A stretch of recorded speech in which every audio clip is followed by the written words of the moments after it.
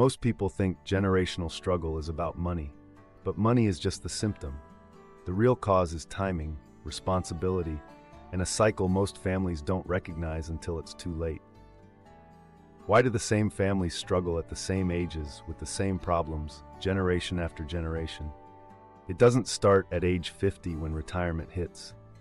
It doesn't start at 40 when stress hits. It doesn't even start at 30 when adulthood becomes real. The cycle actually starts around age 20 to 23. At that age, most people are still bouncing from job to job, retail, fast food, temp work, making money for the moment, not money for the future. No savings, no investments, no retirement, still growing emotionally. Then a baby arrives. A child enters the world before the parent ever built a foundation. Not mentally, not financially, not emotionally. Responsibility shows up before stability ever did. Baby expenses hit instantly. Diapers, formula, doctor visits, clothes they outgrow in weeks. And if the parent works, childcare is another rent payment. If they don't work, bills still pile up. So they do what they can with what they have. They go into survival mode. Not building, not planning, just reacting. From age 23 to 30, they juggle work, bills, exhaustion, and a child who needs everything. And deep down, something else is happening. When you're forced to grow up too fast, you don't become mature. You become stuck. So now the parent is almost 30, but mentally still chasing the life they missed in their early 20s, trying to finally live, trying to reclaim the years that disappeared. But life keeps moving, and their child keeps growing. Fast forward, the baby is now 15, the parent is 38, and this is where the cycle tightens. Most teenagers get a job for freedom, clothes, food, friends, independence. But in this cycle, their first paycheck isn't theirs.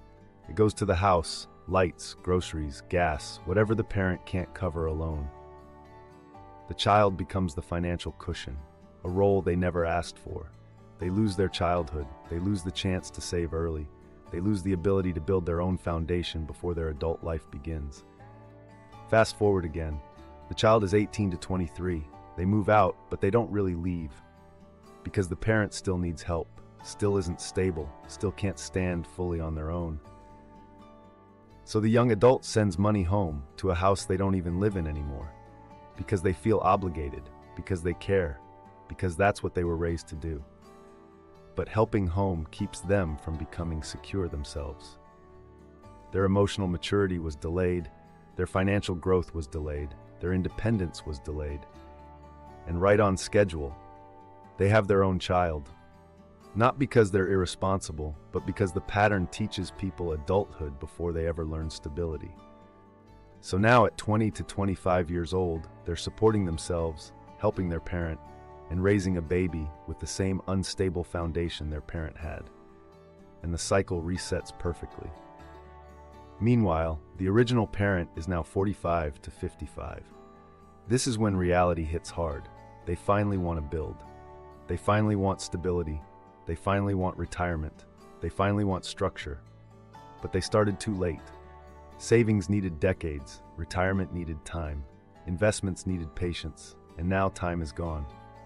Then retirement age shows up, or health issues, or layoffs, or physical exhaustion. Income stops, but bills don't. And the child once again becomes the safety net.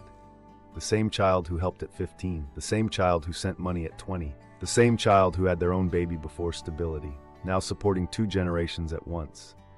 The cycle locks in again. This is not just financial, it's emotional, it's psychological, and it's generational. But cycles don't keep going because they have to. Cycles keep going because nobody stops them. Breaking the cycle doesn't mean blaming your parents. It means refusing to hand the same weight to your children. It starts with timing. Not having kids before a foundation exists, not perfection, just enough stability to stand on your own feet. A reliable income, a marketable skill, basic savings, basic structure. If you already have kids, breaking the cycle means trading survival mode for planning. Not chasing the youth you missed. Not leaning on your teenager to carry the household. Not repeating the same emotional pattern with your own child. If you're the child stuck in the middle, the one still sending money home, breaking the cycle means boundaries. Not abandoning your parents, but saying, I'll help where I can, but I have to build my own life too. Planning isn't selfish. Life insurance isn't morbid. Retirement isn't a fantasy. Investing isn't doing too much. It's protection, it's structure, it's love in advance. It's choosing not to make your children your retirement plan. Cycles don't break because time passes. Cycles break because someone finally says, it ends with me. And whether you agree or disagree, it really makes you think.